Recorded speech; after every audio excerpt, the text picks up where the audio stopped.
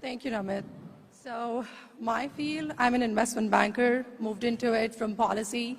But what next gen means for me in finance, I would say it has to come at the combination of using AI for financial services.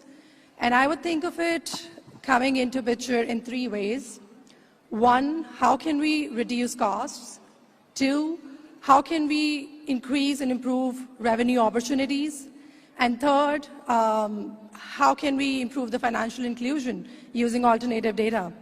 So for the first point, for reducing costs, I think AI is very important, has an important role to play to automate the mundane tasks and thus leaving the human intelligence for more strategic decisions and roles.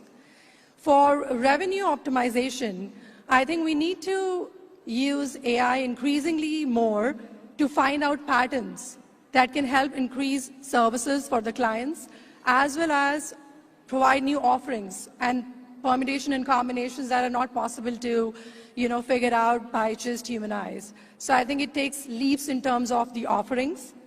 And lastly, for financial inclusion, I feel given the variety of income levels, we have been using alternative data sources like rentals, credit scores, etc. And I think we need to keep using AI-based models to offer more credit lines, payment options, and embedded finance optionality to different income groups. So I would say these are the ways in how I see next gen in finance using AI for a lot of optimization, automation, and extended client services for financial inclusion.